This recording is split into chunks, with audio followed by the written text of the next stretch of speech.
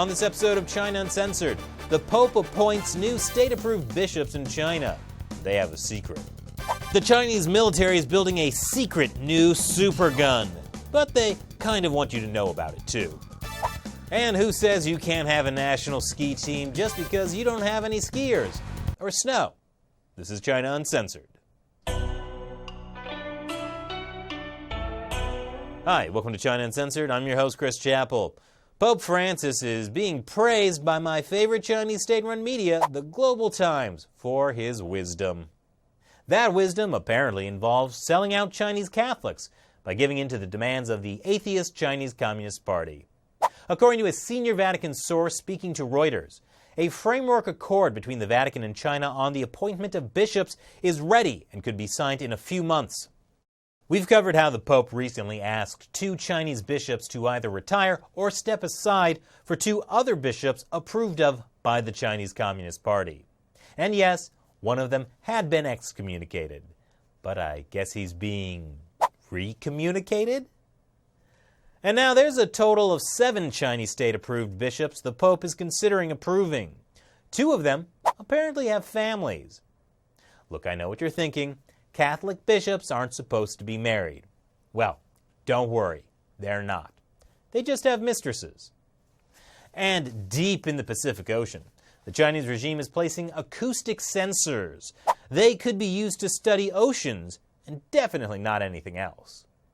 Those acoustic listening devices are in no way related to the nearby U.S. military base in Guam. Neither are they some kind of attempt to track foreign ships, so don't even go there. And in a totally unrelated matter, the Philippines has changed its mind about joint undersea exploration with China. I mean, yes, the Philippines and China have competing claims to territory in the South China Sea, but this is a perfectly friendly decision. But, you know, the Philippines will also chase off foreign ships conducting research in its territorial waters.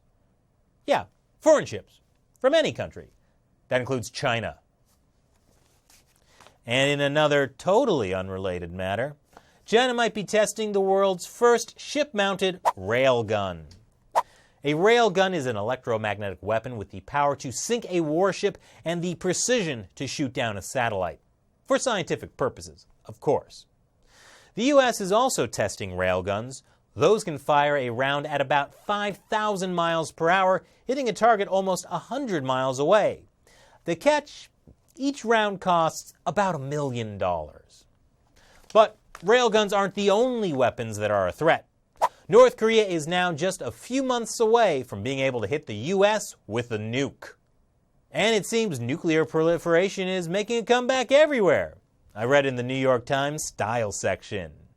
According to U.S. Disarmament Ambassador Robert Wood, China and Russia are also pushing nuclear development. You get a nuke! You get a nuke! Everybody gets a nuke! This comes shortly after a statement by the Pentagon that China and Russia are becoming a greater threat than Islamic terrorism. But the Pentagon is known for making the occasional snafu.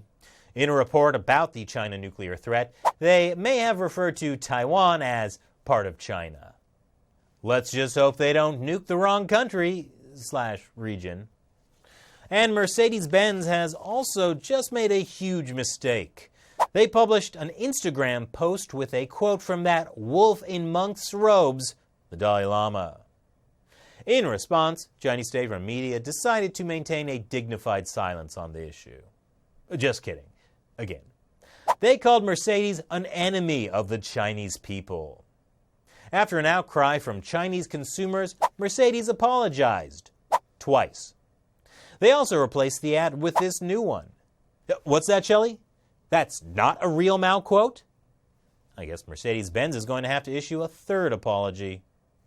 In other news, Sweden has been having bad luck when it comes to keeping its citizens from being abducted by Chinese authorities.